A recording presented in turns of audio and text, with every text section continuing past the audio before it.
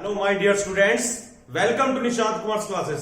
Students, आज हम आपके लिए बिजनेस स्टडी का chapter first nature and significance of management का सेकंड लेक्चर लेकर आए हैं, जिसमें हम बात करेंगे कंसेप्ट ऑफ मैनेजमेंट। इससे पहले हमने मैनेजमेंट की इंट्रोडक्शन आपको दे दी थी फर्स्ट लेक्चर में।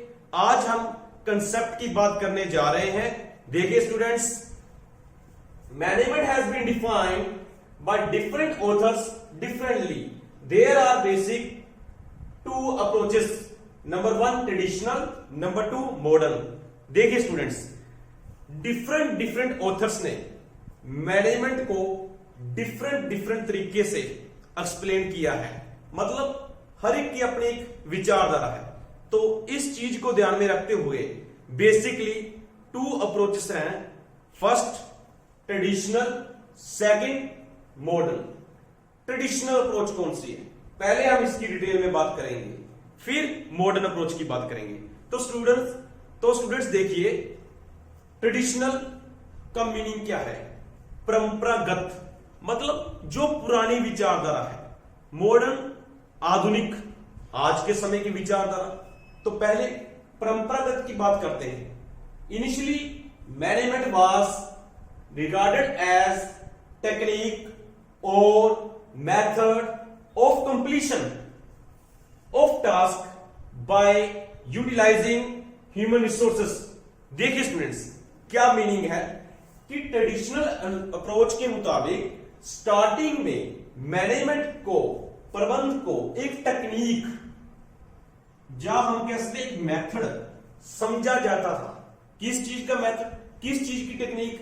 जो ह्यूमन रिसोर्सेस को यूज करके, यहां पर ह्यूमन रिसोर्सेस की बात हो रही है, मतलब मैन की बात हो रही है, व्यक्तियों की बात कर रहे हैं। जैसे आप वर्कर्स कह रहे थे या एम्प्लॉयज कह रहे थे, उनकी हम बात कर रहे हैं। फिजिकल रिसोर्सेस की बात नहीं कर रहे स्टूडेंट्स। उनको हम यूटिलाइज करते थे, मतलब उनसे हम काम लेते थे ताकि हम अपने रिजल्ट को प्राप्त कर सके। तो कुल मिला के हम शॉर्ट में क्या बता सकते हैं कि ट्रेडिशनल अप्रोच के मुताबिक क्या होता था, प्रबंध में दूसरों से काम करवाया जाता था। तो प्रबंध को कैसे डिफाइन किया गया? देखिए, अकॉर्डिंग टू मैरी पार्कर के अनुसार management is an art of getting things done through others. Mary Parker ने क्या बताया कि प्रबंध एक कला है। आर्ट का मीनिंग क्या है? कला। प्रबंध एक कला है, किस चीज की? दूसरों से काम करवाने की। तो ट्रेडिशनल अप्रोच के मुताबिक दूसरों से काम करवाने की कला को प्रबंध कहा जाता है। देखिए, इसीलिए मैनेजमेंट का मीनिंग कैसे ड्राइव हुआ था? मैनेजमेंट को थ्री वर्ड्स में हम क्या कर सकते थे? डिवाइड कर सकते थे। देखिए, मैनेजमेंट थ्री वर्ड्स में बना है। जैसे फर्स्ट वर्ड क्या होगा? मैनेज, मैनेज करना। किस चीज को? सेकंड देखिए पार्ट मैन, मतलब ह्यूमन रिसोर्सेज की बात की थी ना, मैन, व्यक्तियों की बात होगी। टी मतलब टैक्टफुली। तो मैनेजमेंट के थ्री पार्ट्स बना दी मैंने मैनेजमेंट के मीनिंग के, जो ट्रेडिशनल अप्रोच के मुताबिक मैनेज करना। किसे मैनेज करना? मैन को। कैसे? टैक्टफुली, अच्छे तरीके से ह्यूमन रिसोर्सेज से काम लेना। मतलब हमने वर्कर्स को कहा ये काम हमें करके दो, वो ट्रेडिशनल अप्रोच थी। तो देखिए स्टूडेंट्स, इसके बाद मैंने क्या लिखा है? The traditional view point of management. ये जो परंपरागत विचारधारा है इज नॉट अप्रोप्रिएट नहीं है। मतलब आज के समय की अगर हम बात करें, in the present day environment, आज के माहौल की अगर हम बात करें, तो ये प्रॉपर नहीं है, सूटेबल नहीं है आज के समय के मुताबिक। तो आज के समय कौन सी विचारधारा चलती है? मॉडर्न अप्रोच चलती है स्टूडेंट्स। तो आप सोच रहे होंगे ये क्यों सूटेबल नहीं है? इसमें कुछ ना कुछ लिमिटेशंस थी। वो कौन कौन सी लिमिटेशंस थी, अब हम उनकी बात करते हैं स्टूडेंट्स। सबसे पहली लिमिटेशन ट्रेडिशनल अप्रोच की, it does not define functions of management. इसने मैनेजमेंट के फंक्शंस को डिफाइन नहीं किया। अब आप सोच रहे होंगे फंक्शंस क्या है? मतलब मैनेजमेंट में जो काम हमने करने हैं, जैसे कि planning, organising, staffing, directing, coordinating, controlling, ये सब क्या है? मैनेजमेंट के फंक्शंस। तो स्टूडेंट्स, इनके बारे में प्रॉपर डिफाइन नहीं किया, ये इसकी कमी है। मतलब जो कुछ भी मैनेजर करता है ना, उसे हम क्या कहते हैं, फंक्शंस ऑफ मैनेजमेंट। मैनेजर जो भी काम करता है वो फंक्शंस ऑफ मैनेजमेंट होते हैं। उनकी एग्जांपल्स मैंने आपको दे दी स्टूडेंट्स, जैसे कि प्लानिंग, कंट्रोलिंग, सब आपको बता दिया। वो आप पूरी डिटेल में सीखेंगे नेक्स्ट चैप्टर में। तो फिलहाल आपने इतनी बात ध्यान में रखनी थी कि इसने मैनेजमेंट के फंक्शंस को डिफाइन नहीं किया। सेकंड लिमिटेशन क्या है, देखिए, इसने वर्कर्स की नीड को ध्यान में नहीं रखा। वर्कर्स की नीड को ध्यान में नहीं रखा, बस सिर्फ ये देखा कि हमें रिजल्ट प्राप्त करना है, दूसरों से काम कराना है जैसे मर्जी। तो आप सोचिए, आजकल आप किसी से काम लेना चाहते हैं तो अगर आप उसे स्ट्रिक्टली कहेंगे या फोर्सली कहेंगे कि यह काम करके ही दो, वो आपका रोब नहीं सहेगा। उससे काम कराने के लिए आपको उसको मोटिवेट करना पड़ेगा, उसको प्रेरित करके काम करवा सकते हैं प्यार से, तरीके से। तो इसमें वो चीज की कमी थी। थर्ड, इसमें क्या था, जो वर्कर्स थे ना, उनको हम ऐसे ट्रीट करते थे जैसे वो मशीन्स हैं। क्यों? क्योंकि रिसोर्सेज की बात की ना कि हमने रिसोर्सेज से काम लेना है, तो ह्यूमन रिसोर्सेज से काम लेना है, तो उनसे अधिक काम लेने की बात करते थे। सिर्फ यह नहीं देखते थे, उनकी नीड्स को नहीं देख रहे। मतलब मैंने आपको पहले भी बताया, तो सिर्फ उन्हें मशीन्स की तरह ट्रीट किया जाता था। उन्हें एक साधन समझा जाता था कि ये हमारे प्रोडक्शन के एक साधन है, रिसोर्सेज है। तो ये कमियां थी जिसके कारण हम मॉडर्न अप्रोच की ओर बढ़े। तो मॉडर्न अप्रोच में क्या है उसके बारे में आपको बताते हैं। तभी तक स्टूडेंट्स ये सब पॉइंट्स आप नोट कीजिए। तो स्टूडेंट्स हम बात करेंगे मॉडर्न कंसेप्ट की। देखिए, मॉडर्न कंसेप्ट के अनुसार मैनेजमेंट क्या है। According to modern concept, management is a process of getting things done through others in order to achieve the common goals of an organization effectively and efficiently। सबसे पहले students इसमें देखिए कौन कौन से इंपोर्टेंट वर्ड्स की बात हुई है। सबसे पहले प्रोसेस, इसे हम अंडरलाइन कर रहे हैं कि मैनेजमेंट को एक प्रोसेस यहां पर कहा गया है जिसमें हम दूसरों से काम करवाते हैं ताकि हमारे बिजनेस के उद्देश्यों की हम क्या कर सके, प्राप्ति कर सके। परंतु आप सोच रहे होंगे कि ट्रेडिशनल अप्रोच में मैंने आपको यही बताया था कि प्रबंध एक कला है दूसरों से काम करवाने की। तो यहां पर स्टूडेंट्स थोड़ा सा फर्क है, वो देखिए कौन सा डिफरेंस है। यहां पर हमने दूसरों से जो काम करवाना है वो कैसे करवाना है, इफेक्टिवली एंड एफिशिएंटली। तो यहां पर जो आधुनिक विचारधारा है इसमें दो और बातें जोड़ दी गई हैं, इफेक्टिवली काम करवाना है और एफिशिएंटली। तो यहां पर आपको ये पूरा मीनिंग समझने के लिए 3 वर्ड्स को समझना होगा।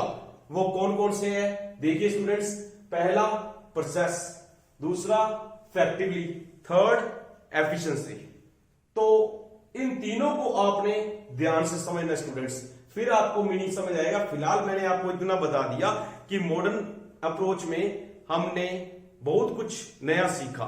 जैसे कि मैंने कहा कि ट्रेडिशनल अप्रोच की कमी थी कि वहां पर फंक्शंस ऑफ मैनेजमेंट को डिफाइन नहीं किया गया। यहां पर हम एक प्रोसेस की बात कर रहे हैं, मतलब मैनेजमेंट के फंक्शंस को हम कंसीडर कर रहे हैं। उसके अलावा हम जो काम करवा रहे हैं दूसरों से वो कैसे करवा रहे हैं, इफेक्टिवली और एफिशिएंटली। अब स्टूडेंट्स आपको बारीकी से इन सभी का मीनिंग बताते हैं। स्टार्ट करते हैं। पहला प्रोसेस। प्रोसेस क्या है देखिए स्टूडेंट्स, प्रोसेस किसे कहा जाता है, सीरीज ऑफ एक्टिविटीज। कोई भी आपने एक्टिविटीज करनी है उसको अगर आप प्रॉपर तरीके से अरेंज कर लेंगे तो उसे क्या कहेंगे, प्रोसेस। जैसे देखिए स्टूडेंट्स, आपको सबसे इंपॉर्टेंट बात बताने जा रहा हूं। अगर आप किसी भी चीज का प्रोसेस देखते हैं तो वो सिस्टमेटिकली होता है, मतलब स्टेप बाय स्टेप, सीरीज। इसी तरीके से एग्जांपल देता हूं अच्छी सी। देखिए, आपने सपोज कीजिए मैन्युफैक्चरिंग का काम कर रहे हैं। मैन्युफैक्चरिंग में क्या होता है, आप प्रोडक्शन करते हैं। तो आपने क्लॉथ का निर्माण करना है तो सबसे पहले क्या होगा, रॉ मटेरियल चाहिए आपको, यानी कच्चा माल। वो क्या है, रूम, जिसे हम कॉटन कह रहे हैं। तो कॉटन से आप क्या करेंगे, रूम से आप क्या करेंगे, धागा बनाएंगे, मतलब थ्रेड तैयार करेंगे। उसके बाद थ्रेड से आप क्या बनाएंगे, क्लॉथ बनाएंगे। तो मतलब यहां पर क्या हुआ है, प्रॉपर स्टेप हो गया 1 by 1। जैसे कि सबसे पहले क्या है, कॉटन, कॉटन के बाद क्या बनेगा, थ्रेड, थ्रेड के बाद क्या बनेगा, क्लॉथ। ऐसा नहीं कर सकते स्टूडेंट, कि आप कहें नहीं पहले हम कॉटन से क्लॉथ बना लेते हैं, बाद में डेढ़ का धागा बना लेंगे, ऐसा नहीं पॉसिबल। तो स्टेप बाय स्टेप चलना पड़ता है। तो प्रोसेस का मीनिंग आप समझ गए होंगे कि सीरीज ऑफ एक्टिविटीज जो स्टेप बाय स्टेप होती हैं। तो यहां पर प्रोसेस में हम मैनेजमेंट को प्रोसेस क्यों कर रहे हैं, क्योंकि यहां पर हम बात करेंगे फंक्शंस ऑफ मैनेजमेंट की जो कंटिन्यूसली चलते हैं सिस्टम वाइज। जैसे कि सबसे पहला काम क्या होता है, प्लानिंग, दूसरा ऑर्गेनाइजिंग, तीसरा काम staffing, fourth directing and fifth controlling. तो ये पूरी सीरीज है स्टेप बाय स्टेप। सबसे पहले हम प्लान करते हैं क्या करना है, कैसे करना है, फिर ऑर्गेनाइज करते हैं मतलब रिसोर्सेज को इकट्ठा करते हैं, फिर स्टाफिंग मतलब वर्कर्स वगैरह जो फिजिकल जो ह्यूमन रिसोर्सेज की बात कर रहे हैं उनको अपॉइंट करते हैं हम। उसके बाद डायरेक्टिंग, उन सभी को डायरेक्शंस देते हैं। फिर उनका कंट्रोलिंग मतलब देख रहे हैं जैसा सोचा था वैसे काम हो रहा है या नहीं हो रहा है। ये पूरा प्रॉपर सीक्वेंस है स्टूडेंट्स। तो ये सब कुछ आपको डिटेल में समझ में आएगा, परंतु आने वाले लेक्चर्स में आपको पूरी डिटेल में हर एक चीज के बारे में बताया जाएगा। फिलहाल इतना बताना जरूरी था कि प्रोसेस का मीनिंग आपको क्लियर हो जाए जब हम स्टेप बाय स्टेप किसी चीज की बात करते हैं। मैंने एग्जांपल भी दे दी और यहाँ पर आपने स्पेशली कंसीडर किसे करना है, यहाँ पर मैनेजमेंट को प्रोसेस क्यों कहा गया है, क्योंकि हम यहाँ पर फंक्शंस ऑफ मैनेजमेंट की बात कर रहे हैं। वो मैंने आपको बता दी, planning, organising, staffing, directing and controlling. तो उम्मीद करता हूं स्टूडेंट्स आपको पता चल गया इन 5 फंक्शंस के बारे में भी। अगला वर्ड जो मैंने लिखा वो क्या है, इफेक्टिवनेस। तो इफेक्टिवनेस का मीनिंग क्या देखिए, मैंने शॉर्ट वर्डिंग में यूज किया, देखिए students, completing the given task in given time. मतलब जितना आपको टाइम दिया गया उस टाइम में आपने अपना टास्क कंप्लीट कर लेना है, आपने अपनी जॉब कंप्लीट कर लेनी है। मतलब मैंने कोई पर्टिकुलर वर्क आपको दे दिया कि 3 आवर्स में पूरा करके दिखाओ, तो आपने 3 आवर्स में पूरा कर लेना है। जैसे क्लास में आपको कोई टीचर अगर काम दे देता है कि मुझे एक सम चाहिए, सोल्व करके दिखाइए फटाफट विद इन 10 मिनट्स, तो आपको 10 मिनट्स दिए गए। 10 मिनट्स में आपने बिल्कुल सही सवाल सोल्व कर लिया, टाइम पर कंप्लीट कर लिया, तो आपको क्या कहूंगा मैं, यू आर इफेक्टिव, कि आप इफेक्टिव स्टूडेंट हो, आपने टारगेट पूरा कर लिया with in the given time. तो इसी तरीके स्टूडेंट एफिशिएंसी की बात करें, एफिशिएंसी में क्या होगा देखिए, completing the job in a cost effective manner. तो स्टूडेंट यहां पर भी आपने टारगेट तो पूरा किया, परंतु कैसे, बड़े अच्छे तरीके से, प्रभावशाली तरीके से, विद इफेक्टिवनेस। वो कैसे होता है देखिए स्टूडेंट, एफिशिएंसी कैसे होगी बताता हूं। जैसे आपको एग्जांपल दूंगा एफिशिएंसी की, आपने जो टारगेट पूरा किया वो टाइम पर तो किया, पर उसमें आपने बिल्कुल भी वेस्टेज भी नहीं होने दी, मतलब हमारी कॉस्ट को भी ध्यान में रखा। तो यहां पर मैंने वर्ड यूज किया कॉस्ट इफेक्टिव मैनर, आपने कॉस्ट पर भी फोकस किया कि हमारी कॉस्ट भी ज्यादा ना आए। तो अगर यहां पर अगर मैं बात करूं 2 वर्कर्स की, एग्जांपल देने के लिए समझा रहा हूं स्टूडेंट्स, बात करते हैं 2 वर्कर्स की। दोनों को मैंने कहा आपने आज के दिन में 25 यूनिट्स तैयार करने हैं, 8 आवर्स का उन्हें टाइम दिया गया है, एक दिन में 8 आवर्स का टाइम दे दिया दोनों वर्कर्स को, ए और बी को, और कहा गया 25 यूनिट्स आपने तैयार करने हैं। ए ने भी कर लिए, बी ने भी कर लिए, बट ए ने टाइम पर किए, दोनों ने टाइम पर, बट ए ने क्या किया, ए ने टाइम पर तो कर लिए थे परंतु कुछ रिसोर्सेज की वेस्टेज कर दी। तो वो क्या होगा, ए को मैं इफेक्टिव जरूर कहूंगा बट एफिशिएंट नहीं कहूंगा क्योंकि उसने मेरे रिसोर्सेज की वेस्टेज की है। बी ने टाइम पर यूनिट तैयार किए 25 के 25, बट कोई भी वेस्टेज नहीं की, मतलब प्रॉपर तरीके से हर एक आइटम पूरी थी, पूरी क्वालिटी मेंटेन की गई और बिल्कुल भी रिसोर्सेज की वेस्टेज नहीं की। तो बी को मैं क्या कहूंगा, एफिशिएंट। बी एफिशिएंट है, मतलब क्यों एफिशिएंट है, क्योंकि उसने कॉस्ट को भी फोकस में रखा, कॉस्ट पर भी फोकस किया, भी कॉस्ट ज्यादा नहीं आनी चाहिए, रिसोर्सेज की वेस्टेज नहीं होनी चाहिए। तो जहां पर एफिशिएंसी की बात आएगी आपने रिसोर्सेज की बात ध्यान में रखनी है कि रिसोर्सेज का अनुकूलतम उपयोग हो रहा हो, मतलब there is optimum utilisation of resources. इसके अलावा स्टूडेंट एक और एग्जांपल देते हैं आपको इनका मीनिंग क्लियर करने के लिए। देखिए इफेक्टिव में क्या बात की मैंने, achieving the goals in time, time पर गोल अचीव कर लेना, ठीक है। और एफिशिएंट में मैंने क्या बात की कि आपने टास्क को करेक्टली करना तो है टाइम पर विद मिनिमम कॉस्ट, कॉस्ट भी क्या आनी चाहिए, मिनिमम आनी चाहिए, और आपने रिसोर्सेज का ध्यान रखना है, ऑप्टिमम यूटिलाइजेशन हो रिसोर्सेज की। ये दोनों बात आपको एग्जांपल देते हैं स्टूडेंट्स। सपोज कीजिए, मुझे इमेजिनरी एग्जांपल बना रहा हूं स्टूडेंट्स, सपोज कीजिए कि मुझे कल पैसे चाहिए थे, फंड्स चाहिए थे, तो मैंने अपने 2 फ्रेंड्स को कहा, कांटेक्ट किया कि मुझे कल ना 1 लाख रुपीस चाहिए, तो क्या आप मेरे लिए इंतजाम कर सकते हैं। दोनों ने हाँ कर दी। तो जब मॉर्निंग मैंने कॉल की तो मुझे जो मेरा फर्स्ट फ्रेंड था मोहित, उसने मुझे कहा 1 लाख रुपीज का इंतजाम हो गया। तो मतलब मैंने कल सुबह तक का टाइम दिया था, उसने काम पूरा कर लिया। अब मैंने जो मेरा दूसरा दोस्त था शिवम, मैंने उससे कांटेक्ट किया, उससे मैंने पूछा कि 1 लाख रुपीज का इंतजाम हो गया, वो भी कहता हो गया, मतलब उसने भी काम पूरा कर लिया।